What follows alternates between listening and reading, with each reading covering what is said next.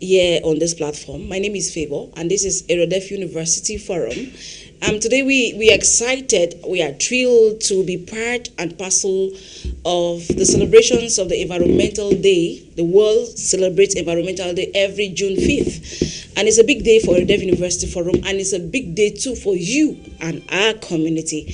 That's why I've come with special guests, specialists of the environment, conservation scientists, GIS remote sensing experts, to tell us more on how we can contribute to protecting the natural resources of our environment. Please, I want you to just get a pen, get a paper. Maybe you might have some notes to jot. When you come back, you'll meet my special guests. Please don't move, we'll be right back.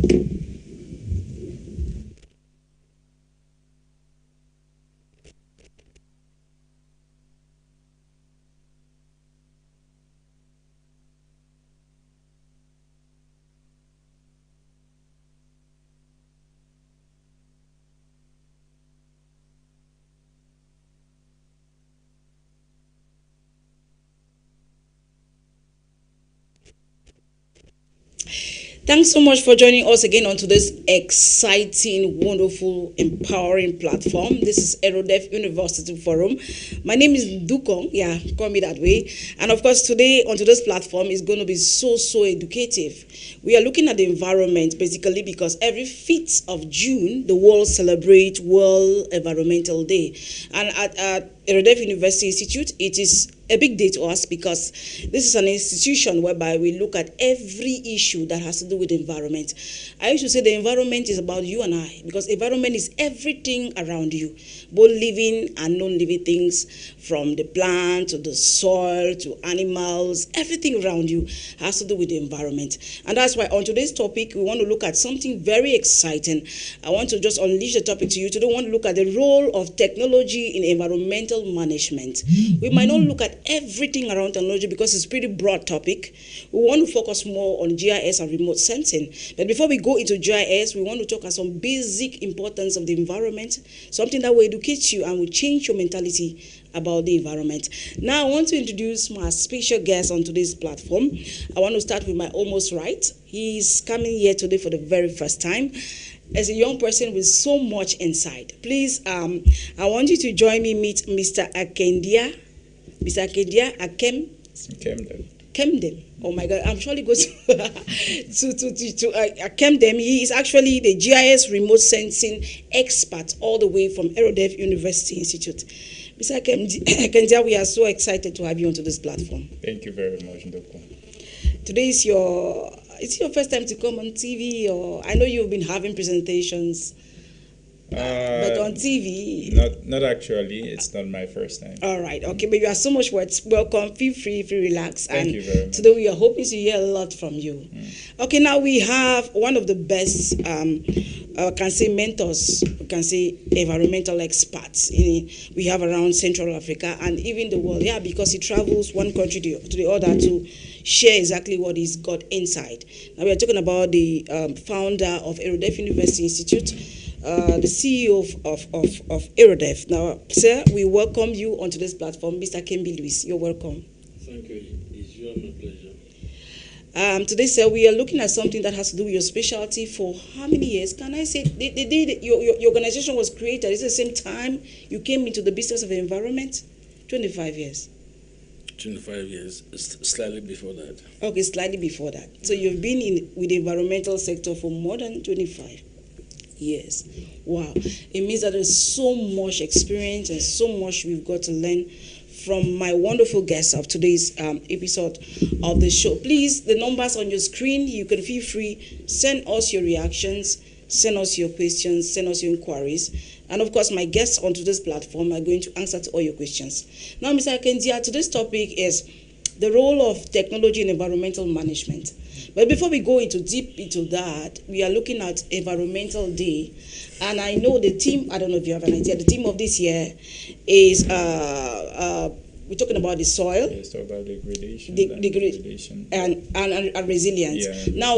Now, basically the environment. Why do you think it is very important for everyone to have an idea on how to conserve or protect the environment? Okay. Like you earlier said, the environment talks about both the biotic and abiotic, elements we find them in it. And considering that the environment is the milieu in which man lives, it has a lot of value. Yeah, so for that reason, there is need, because for everything we find in our environment, which we use them, which they cut across natural resources, we need to protect them, we need to conserve them. That's why we need people, experts or individuals who have that capability to put in their resources from different perspectives to make sure that these resources are well managed, being from land resource management, being from the other related biodiversity, being wildlife, plants, and other likes we have within our environment. So there is need for us to actually step into this and make sure we do them in terms of managing them very well. Now, looking at the local community, let me come to the CEO. Looking at the local community, we are talking about the environment. And we look at the theme of this year, it starts with land restoration. Now, when you talk about land restoration, in an African context, almost every local community have farmers who deal a lot with land. Now, sir, what is the role of the local man in conserving the environment? Somebody who has never gone to any school, environmental school before. Yeah, I've just said before that these technologies have come today to pretend that they are starting today. 1 million years ago, as long as land, human beings existed or exist, restoration has always been at the forefront. In their own way. They did not come to learn big book called land restoration, but they know that they have to take care of their farms, of their coffee, of whatever, if they need to have more tomorrow. And so restoration is what? It's a process in which we have altered the natural processes affecting our lives, and we're in the process of trying to restore back to the original level that it was, or nearer to that original level that it was. And so that's basically the whole concept about restoration. And so the local people do it. They may not call it restoration, but they know that for their cocoyam to do well, they need to grow it under a tree. If they put their cocoyam under sun, that cocoyam is going to die of a certain disease. They know all the little things. So it's not strange to them. But what is happening to this is that the spread, the intensity of degradation is so high. At this point in time, it goes beyond the capacity of the local person, and now requires extraordinary technology to address these issues. Yeah. Wow. And so it's taken up at a higher level.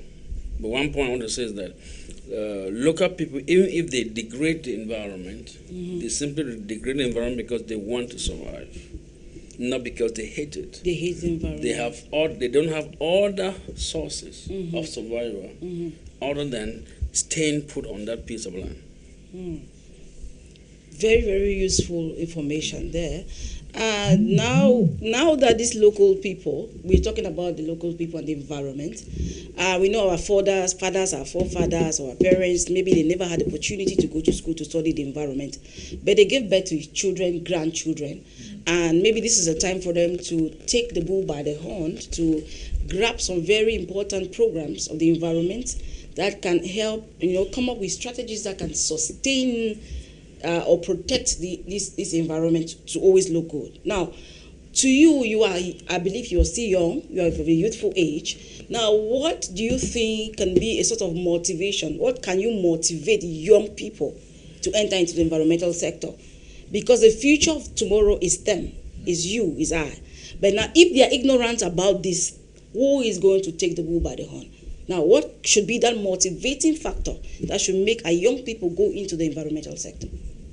First thing, if I want to tell you something, Favor, the first thing is passion. Passion is a major driver in anything you do. Yeah, we have people, we have other individuals who are probably into other aspects of engineering, and a good robotics and stuff like that. So, first of all, if you have passion for what you do, for example, you want to get yourself into what we call drone production, which plays a prominent role in environmental management. Yeah, I know young people love drones. You get and stuff like that. Say probably drones or applications that will help us in doing a particular job. Okay. Say might be web applications, telephone applications, and stuff like that. Okay. The first thing is when you have that kind of a passion, it gives you a different mindset of reflecting how you can actually use that particular technology in solving a problem. So with that, young people, the idea is the future is ours. And like the CEO said, the land we have, it keeps degrading. And the only thing we can do, we might not actually have it 100 in terms of reverting our activities the way we are degrading them. But using technology as young people, we can actually help in one way in reducing our impacts, probably through robotics, like using drones for environmental monitoring and stuff like that, or using other related technologies such as applications that will enable us track and know the past, the present, and prospective future of how a particular area will look like. Wow. So it takes a lot in today's society for young people, but the first thing, like I earlier said, is passion.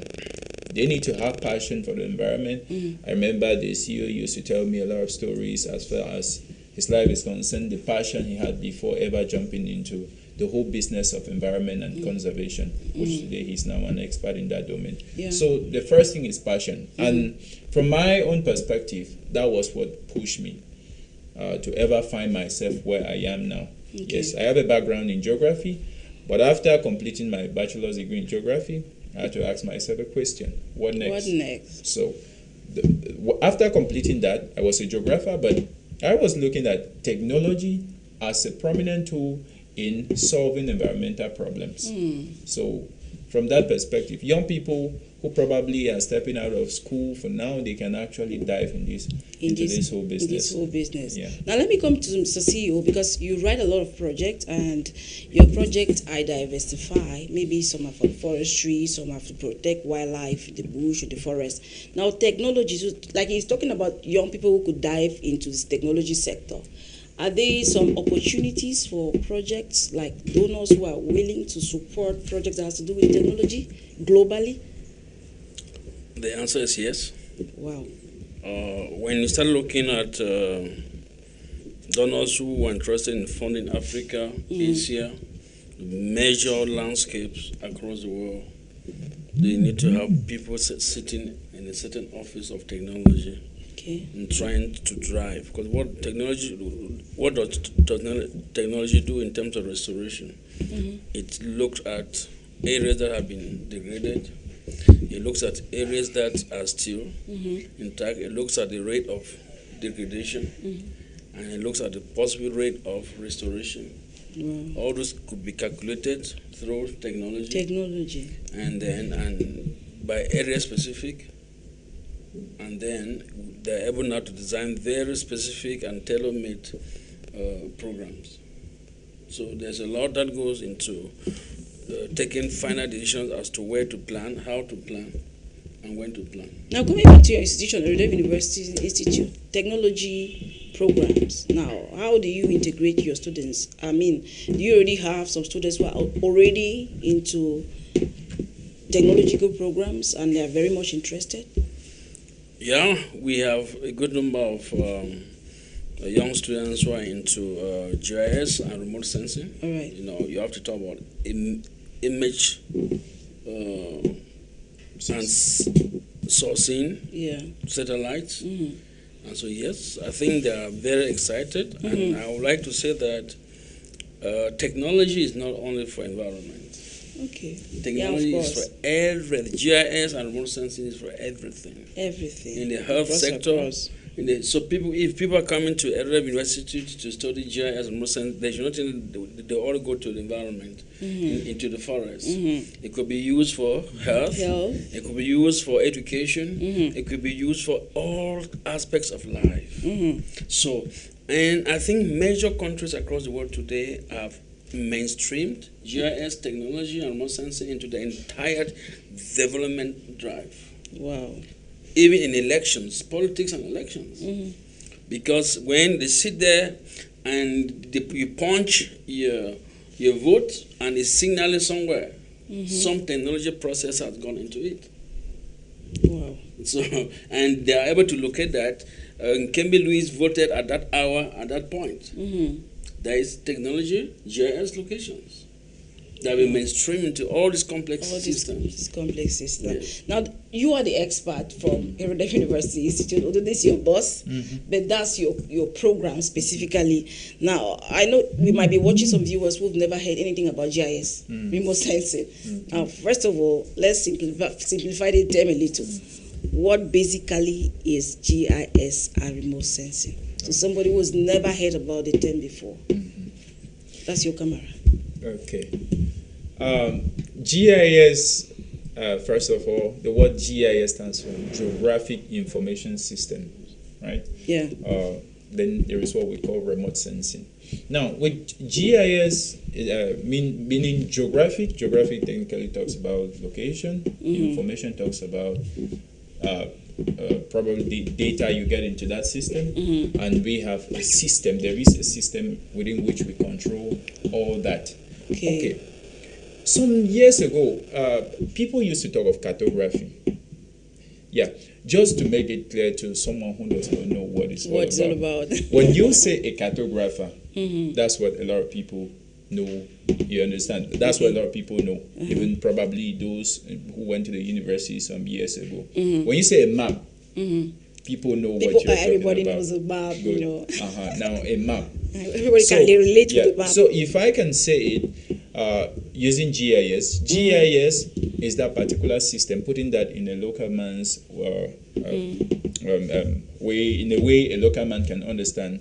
GIS is that particular system within which maps are produced. Not that, however, in an advanced way, it enables us to collect data which are geographically referenced. For example, when you told me you guys are located at Malingo, okay. Do you know how I happened to find myself? Yeah, because you called me, you were like, where? Boom, you get. So when I asked you that question, boom, within my system, I just get my Google map and I type High TV. It showed me the location and I started Like coming. It showed you the location? Immediately, as I'm moving towards that direction, it was telling me you are 1 minute to the High TV. Immediately, I reached here. It showed me you are at High TV. Wow. Within that, I look at the... So that's how technology has come in to facilitate that. Did you actually use that? Was it an app or something? It's my phone, right? Okay. Yeah. In my phone, I have it. So our viewers can always use their phone to track and they come here. Okay. Yeah. Or wherever they are going to in town. Wherever they are going to in town. Wow. Yeah. So that's GIS. It enables us to understand how or where we are located on the surface of the earth. Then remote sensing is simply the act of you getting in contact with an object without you necessarily touching it. For example, when we say we want to do some work on Mount Bambotos, we remotely sense Mount Bambotos. It can probably be through satellite imageries or other related platforms such as drones. That is remote sensing. For people who are into that, we call them geoinformaticians, just like GIS and remote sensing expert. We use that, and we do, it's more of what we call photogrammetry. We can pick them from satellite. We can use other unmanned area vehicles, which drone is just an example of that as well. So basically, that's what it's all about. That's what it's all about. Now, sir, you talked about maps. Yeah. You said it's just the use of maps. Yeah. And I realized that, Mr. Kimbi, I realized that in the project writing, there's so much importance with the maps. Now, does it mean that if you're actually writing a project, you must have at least a basic idea of GIS remote sensing? You should have the basic idea of mapping. Okay, mapping. Yeah, so in high school, I think the easiest way of talking was mapping, map reading. Map reading. Yeah. That's the whole concept, and they use different methodologies, right? That's the basic thing. That if you go back to high school, summer school, one talk about GIS, it's just an advanced and upgraded version of map reading. Exactly. Wow. Now, somebody who wants to study that kind of a program, must you have a scientific background? Your students, must you have a scientific background? No. Can you just decide, to, okay, I want to go into this program? Of course. Now, one of the core things you might need, for example, what's your background? Arts. Arts, right? I studied pure arts, literature, history, philosophy. Yeah. Pure arts. Okay. The first recommendation you should have the basics of computer science. Okay. Yeah. That's You should basics. have the basic of computer science. Yeah. Okay. Because, for example, like the CEO said, GIS is used in everything you do on Earth. History, geography, economics, everything you can ever think about. Everything. And that's what we are doing at Erudef University. What we do there, for the students we have now, we are training them with all different approaches. And I can assure you there are people there with pure arts background. Some of them, they did A5, so you can imagine. And you see people they literally know nothing about geography, but when they come into it, they are doing it perfectly. The other day we were working using drones, and everybody could control and use a drone perfectly. After that, the images being captured we put them into the computer, and we could analyze them, and everybody was like, wow, this place. And with that, we had a lot we were doing with that, because it was affiliated to a concept called urban planning. So its utilization does not entail you having a particular level of education. No. Anybody can from all levels. From all levels, can do that. We have people who are probably want to venture into conservation from that perspective, and we also have those who want to do it right up to PhD.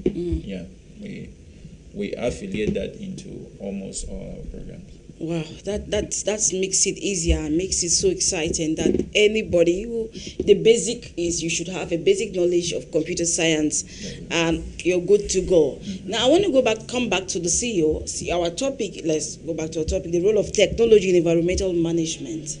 Now, apart from GIS and remote sensing, which is a full program at the Erudef University Institute. Now, what are there some other technological programs that one can still study in the institution, or is just this GIS and remote sensing? There's a suite of technology courses under the geometric sciences. Okay. That is not just about GIS and remote sensing. So geodesy, topography, and a range of others, which can actually be studied as a composite program. Okay. Yeah. Okay. If you want the composite program, you'll be offered. If you want simply just the GIS and remote sensing, you'll be offered. You'll be offered. He made mention of drones. Yeah. There's also LIDAR technology, which are evolving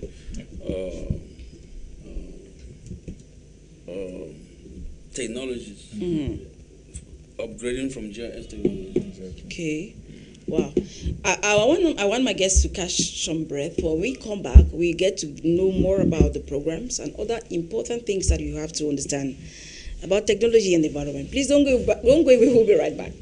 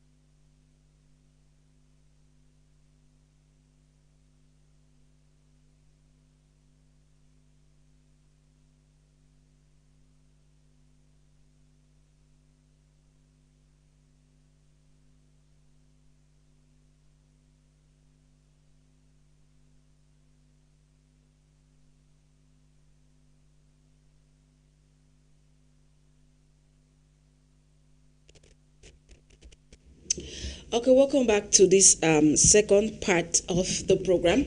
This is Erudef University Forum, and it's been so educative so far. We are looking at technology and the environment, the role technology play in environmental management. And before we went on that short break, we were looking at GIS and remote sensing.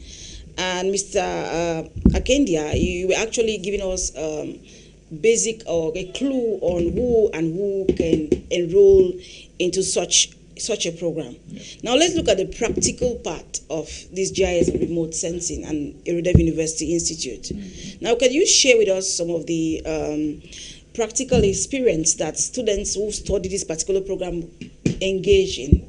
Because I know we live in a time where students are so curious. When you talk about technology, they want to see it, they want to touch it, they want to experience it. Talk about the drone, everybody want to see it fly. They want to see how it captures videos on, maybe on the surface or the forest. Now, how practical do you actually engage the students of Erudef University Institute with some of these technological tools? Okay. I remember when I started my career as a geography and I finally bashed into GIS, what I learned, what they told me was that, remember, it's a tool. When you say it's a tool, it means that it's used for something. So what we do is, at our level, we use this technology for series of purposes. Like, for example, if we want to monitor, like the kind of stuff we do, right? Yeah, within protected areas. You know, the forest elephant at times is a very wild elephant. And going closer to it is quite dangerous. So what happened is, when we go to the field with students, what happened is we use the drone. We fly the drone. The drone go closer to the elephant, gets a very good picture of the elephant, and gives us those images. And from that, we can actually have a very good picture of how it looks like. Secondly, we are also teaching students or training them on how to do what we call biomonitoring using what we call advanced technology such as camera traps. Those are actually aspects. Because what happened is, those cameras, they use what we call infrared. Is actually a technical term used also in remote sensing. So it enables us to actually see and get those animals and know their exact locations. And most of those cameras, we set them in the forest, they have their GPS locations on it, which is also affiliated to GIS. So we do a lot of forest work using that. We train students as well on how to process satellite imageries.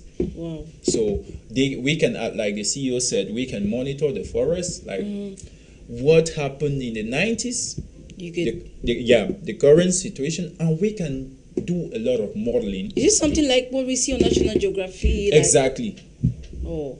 More of National Geography. So it means students, you actually take them to the field and they experience. They live in the forest, they do a lot of forest work, they get, even if it's adventure you want, you will get it. Even we use it in series of fields which are affiliated to forestry, wildlife, and conservation. So the training from our own end with students have been something that I used to tell a lot of people when I'm going to the forest, and they're like, oh my God, can't you go with me? And wow. So it's something you really need to get a taste of it. In fact, I'm already into it already because it sounds so interesting and so exciting.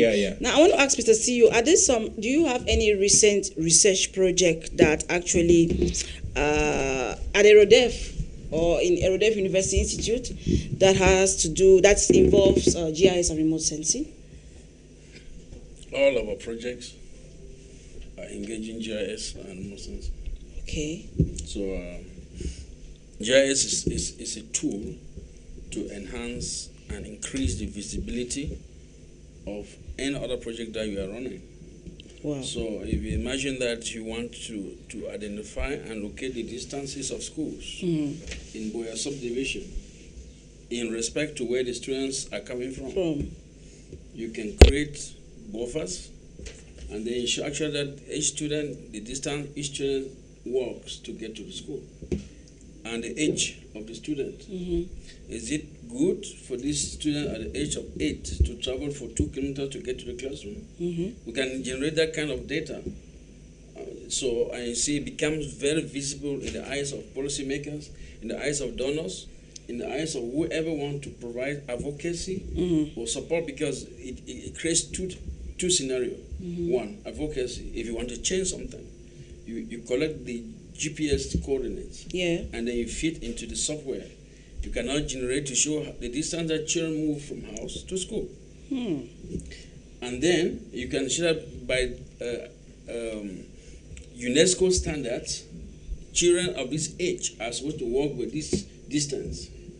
It creates no room for advocacy, and it pushes policymakers to make radical changes in decisions. I'm just taking that field of education. And so basically it's available, as he said, I will say, in every project that you want to run. We are currently developing a new model for restoration on Mount Bamutus, and you can begin to see how this is being applied on a very regular basis. At the end of the day, you see exactly where we started, where we're going, exactly. Wow. That really sounds really nice. Now, I want to come, Mr. Kendia. Are there some... Just to add a little bit. Okay. Now, my colleague in Betua just sent us an image of where he tracked a gorilla. Wow. And it's now appearing in the satellite.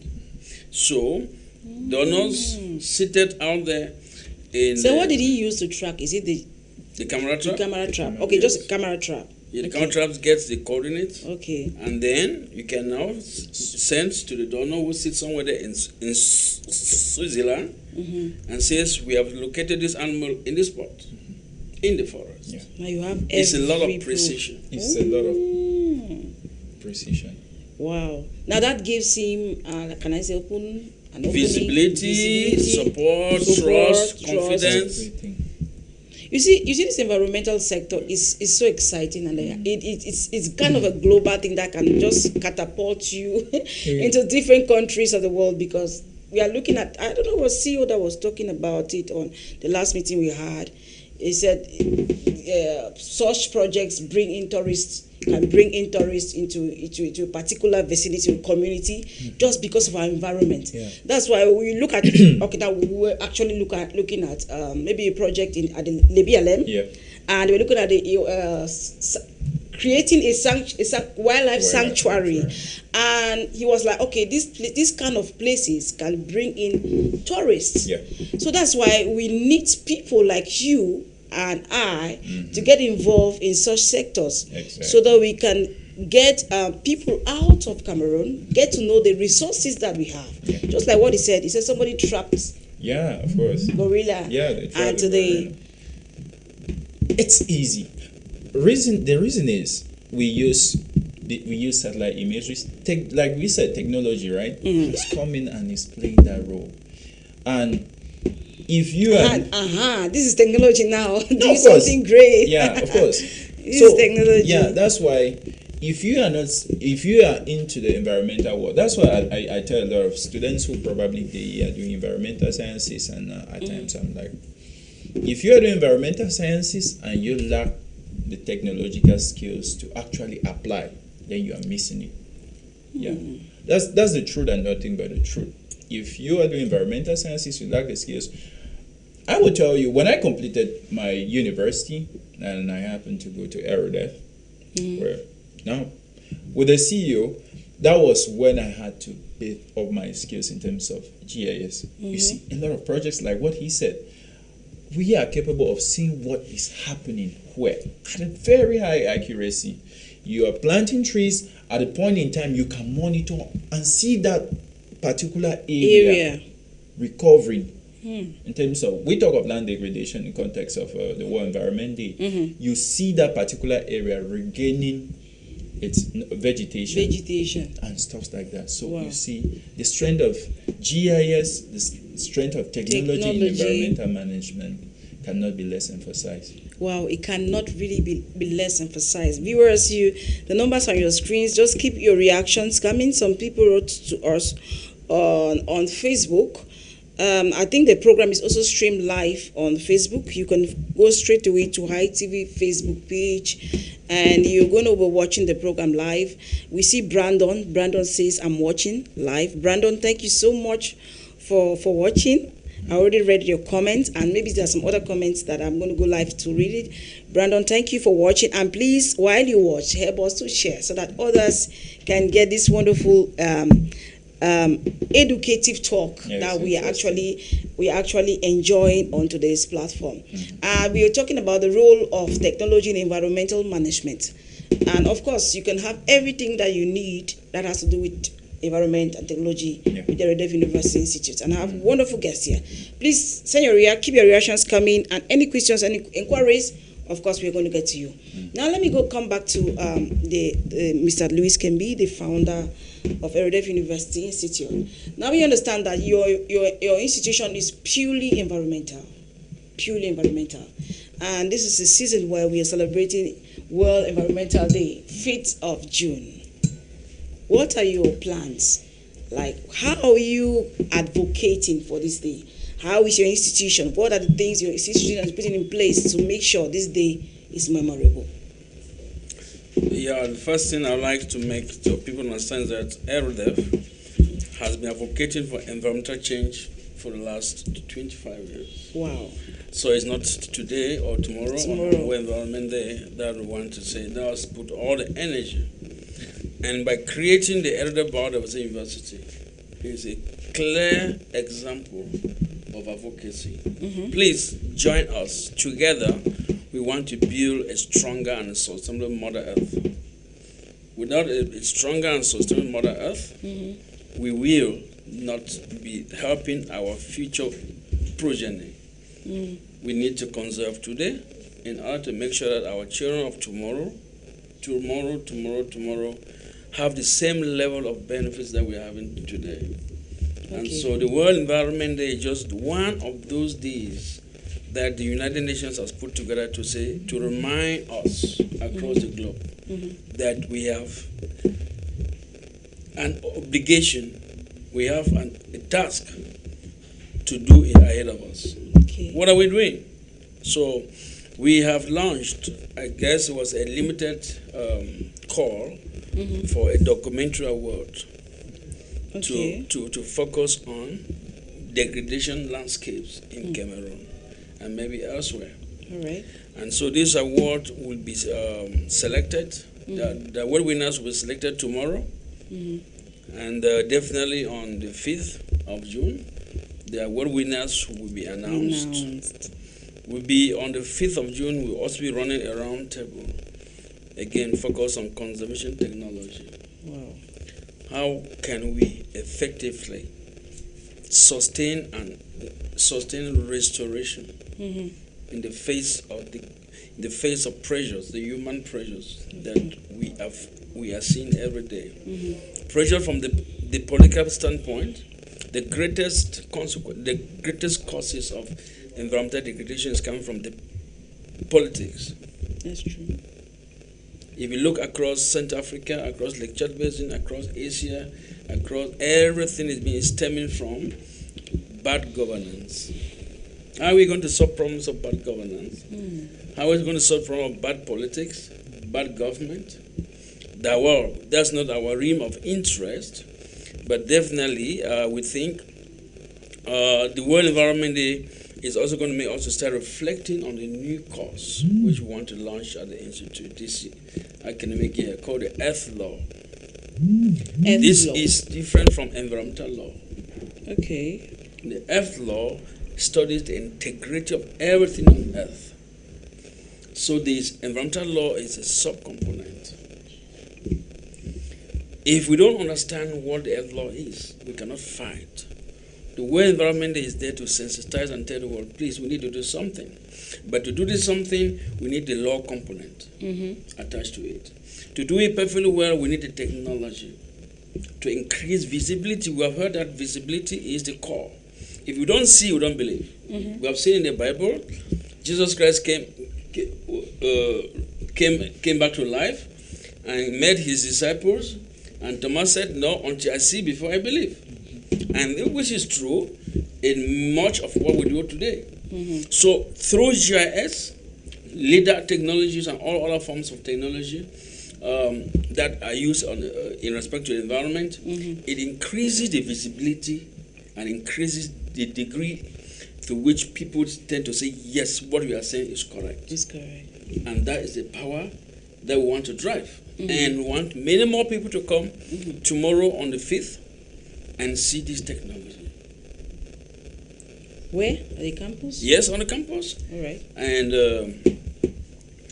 if there are other opportunities, the Southwest Environmental Group is trying to organize something. All right. We may also appear there, there. but people have to come to the office. We're inviting a couple of people to reflect on what next, what law, what technology, and what's the future. Because all of this is towards creating a future that is viable, sustainable for the people who will be on Earth at the time. Wow, that's a lot. An invitation to us coming for the June 5th Environmental Day, and there's been a launch for videos, an environmental video. I believe it has gone on social media. You do an environmental video of 3 to 4 minutes. That has to do with the theme of this year Environmental Day. And of course, you can contact me through the numbers on the screen, and I'm going to give you the direction on how your video or where your video is supposed to go to. Now, let me come back to the GIS or remote sensing expert. I can say you're into technology. Now, how do you see the evolving of technologies 5 to 10 years? As an expert, are we going to be using remote control to control the environment? I remember some weeks ago, and even months, when I was with a CEO, and he was like, if I have someone to do something and the person don't want to do it, I will get down and I will do it. And I was like, you were challenged. Wow. Yeah, you get it. And when it's interesting to see that people will believe that they studied using the analog system and jumping into this post business. He is there. When you give him GIS data, he opens, and you are like, how did you open it? He will tell me, send me KMZs, send me share files. And you are like, wow. So it's interesting to see that not everybody, some people, we consider them to probably they are aging. They don't want to be left behind as far as this is concerned. Yeah. And the way I am seeing technology, trust me, in some years to come, things will be more easier compared to how we have AI now, right? Yeah, we have. So we have AI. So I can't just, and we are incorporating AI into GIS. Wow. Oh my good God. It's becoming so interesting. Like what he said, LIDAR technology. That's one of the core as of now. I mean, LIDAR technology is becoming even more research has proven that LIDAR technology is even more accurate compared to some data that we were using them some years ago. And you see, he is also aware of that particular kind of technology. So that tells you the extent to which technology is fast driving. And I'm happy that a good number of people are not left behind, and we encourage young people to be more specific, which we consider them to be the main people pushing this technology to engage into it, being from any dimension, environment, journalism, anything you can ever imagine, history. One thing I believe, like people used to say, what is, someone can ask you, what is a historian doing with GIS? It's funny, right? In history, we talk of maps, right? Yeah. So who produced them? That's the question. It should be an expert or an analyst or a particular individual who is doing that. So you see, it's something that is getting around, and trust me, in some years to come, It will be something else. Indeed, in some years to come, it will be something else. We have a good number of reactions from some people online. Thank you so much for watching. This one is from Bear. He says, great. Thank you very much for Bear for watching. Mr. Tumunting Robinson Ndongo. He says, great one there. Thank you, Mr. Robinson. And he says, bravo. Thank you very much, Mr. Robinson, for watching and for your reactions. And this one says, when we talk about technology, does Erudef University teach about green technology? This is a question. Maybe if that's you. It says, when we talk about technology, does Erudef University teach about green technology?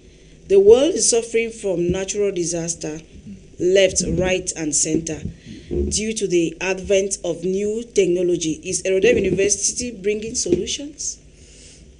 Yes. Yes. We also teach green technology. 2 days ago, we were in a technical meeting trying to build a case study for Cameroon on natural disasters using the Bilam Highlands. And we're trying to bring a combination of different concepts and models. So I think once that case study is validated by the government of Cameroon, is therefore going to be replicated and upskilled nationwide. So we are interested in technology. Green, anything that is green is part of the organization. Wow. So it's part of the institution. Yeah, so biogas, renewable energy. We are setting up a renewable energy project already in the islands. Where now we have selected the islands of southwest coast of Cameroon to set up renewable green technology, because these are some of the most marginalized communities in this country that need a particular focus. And we have already started that 2 years ago. So we are into green technology. Okay. Yeah. We are into green technology. I hope our viewer is much excited there, or your inquiries have been answered. Please keep sending your reactions, your inquiries. We pray there's enough time for us to take all the questions and all the reactions. And this one says, good, amazing topic, kudos. Amazing topic, kudos to Erudef. Thank you so much, Limby, for watching. Now we have few minutes to go, and of course I want to believe that our viewers have really enjoyed so far the role of technology in the environment, GIS and remote sensing and all that. Now, Mr. Kidia, you have been in the field for quite a while, and what are some of the challenges you think your students can be facing as they enroll into these technological programs, and what are the solutions that you give your students? Okay.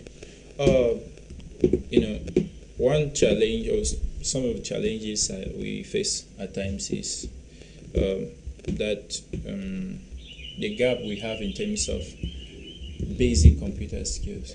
Okay, basic computer skills. Wow. Because, for example, at that level, it's not your fault. Yeah, that's because that's why they keep insisting that at primary school, every parent should make sure kids have basic knowledge of the computer. Basic. Like this is some holidays. I'm not cutting you, but this is something that is very important. Yeah. Please send your kids to learn the computer, basic knowledge, because everywhere they go, they will always meet such challenges. Very important. All right, go ahead. So that's currently the problem or the kind of challenge we are facing now with some of our students. They don't have the basic computer skills, but from our own end, we take that time. We are patient enough to make sure that we are not just training them with that yet. Because at Erudef University, the conception we have is not just training you, and at the end you said, okay, go and you see how to fight for your life and stuff like that. What we do is we do the training, we do the mentorship, we do the coaching, and enable you to find yourself in a very suitable milieu where you can actually make life the best for yourself. Wow. That's how we do it. Okay. So from our perspective, what we do is, since they have those issues at the level of basic computer skills, we take our time to make sure, and we use different approaches, even preparing videos on how a particular analysis was done. So before the student leaves the class, he has everything. We did that, and he has the practical video which he can watch at home and do it step by step. Wow, that makes it so easy to learn. That's how we do it. Okay. Now I want to come back to the CEO because I know from your school, I understand that any students who enroll into Erudef University Institute, one of the things you give them, one of the tools they give them is a laptop, and amidst other wonderful benefits. Now, we have talked about the challenge whereby students don't have basic knowledge of the computer.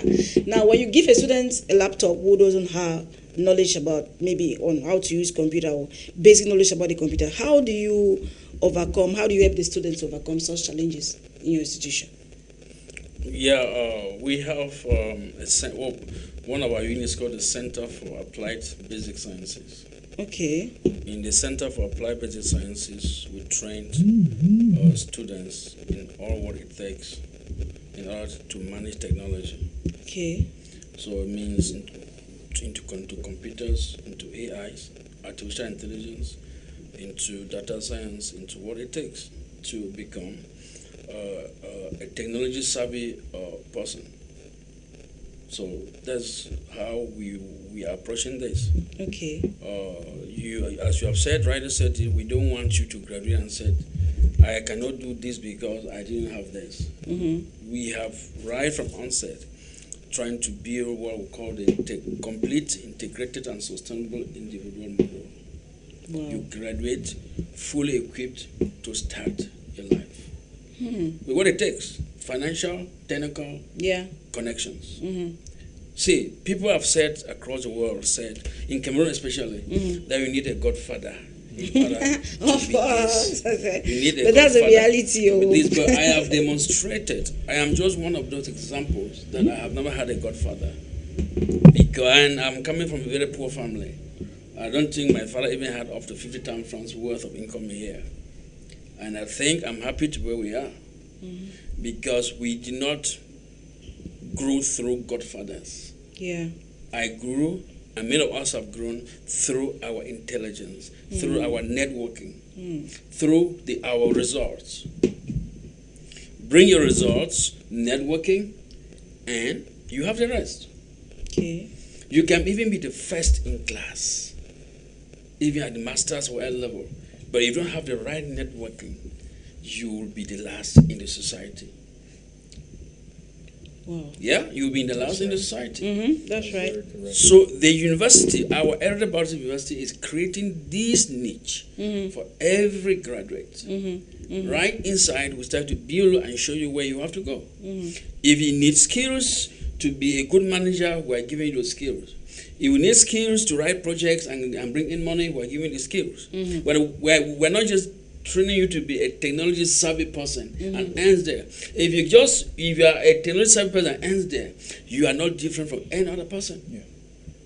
That is why the entire university system, education curriculum has to be reformed to introduce complete, integrated, sustainable individual models where you graduate with everything ready at your back. Everything ready. Not that you graduate and start looking, my father, my mother, and that's my the uncle. problem. Yeah. It's just like what Mr. Kendia said. He said, if you finish your master's degree, you're like, what next? But with Erudef, it's not like that. No. Whoever passes through Erudef, whether through the NGO or through the school, is a different person. Wow. We are almost, our time is almost up. Somebody wrote us on WhatsApp. It says, good program there, favor. You guys keep educating us through this platform. Just that it's too noisy here with me. Okay, maybe wherever you are, it's noisy there. Thank you so much for your reactions there. And we are almost coming to the end of the program. I have to go back to Facebook to check whether we have some other reactions. Now, it's time for us to give our last words. Mr. Kendia, that's your camera. What are your last words? And maybe a word of encouragement to the viewers. Okay, thank you very much, Favor. If there is anything I can say as far as this is concerned, I will tell you Erudef University has it all. It's a place to be, and it's a dreamland in terms of environmental conservation, management, and other related programs, as well as technology, to be more specific in our context. So, I will also tell you as well, as an individual, passion is the major driver towards whatever thing you are doing. So, we are always there on campus. You can come for mentorship. We will tell you how to go about that. Thank you very much.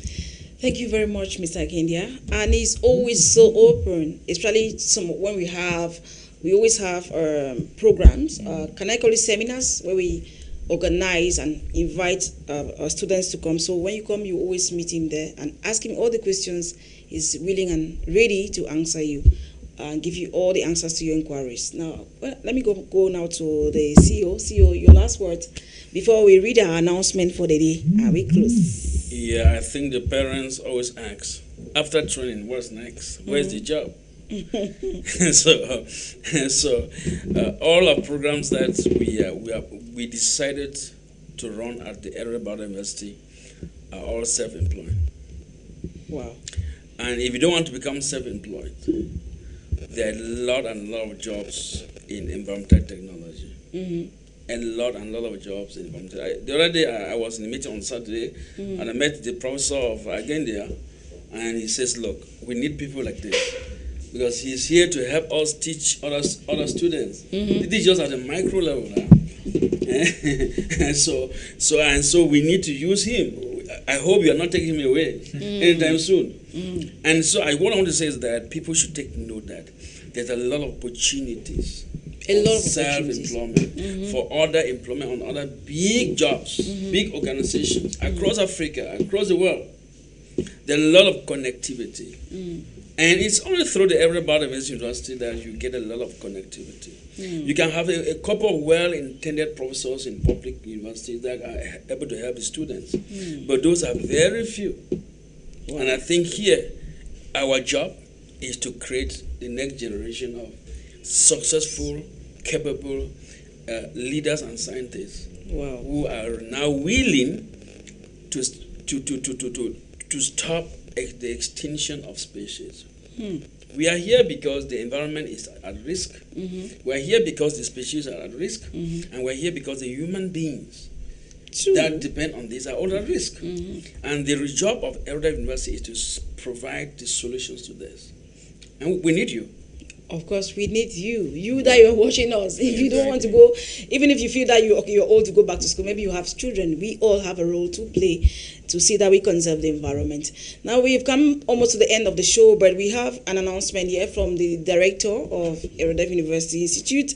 It says the director of Erudef Biodiversity University announced the Erudef University Institute of Applied Biodiversity Sciences offers training through its different School of Environmental Science, Management, Engineering, and Meteorology. It also offers special program in fundraising and civil society studies. Postgraduate research school with centers not limited to water science, rewilding science, philanthropy, and civil society science, and recently launched environmental journalism. Admissions are open. That is the greatest part of this announcement. Admissions are open. Make your choice and get yourself registered now, because chances are limited. Thank you very much. That was from the director of Erudef University Institute, Mr. Kemate Divine. Thank you so much, sir. And of course, he made it us known that admissions are open. Please, you can use the numbers on your screens to get more inquiries of whatever you want to know about Erudef University Institute. I want to say a big thank you to my wonderful guest, Mr. Akindia. Thank you so much for coming to the program. Sir, we are excited. Thank you so much for squeezing your tight schedule. Since you came back from London, we have not had you. Say, what did you bring? Did you need to announce that I went to London? No, you won't know why people. At least you brought us something. At least you should share.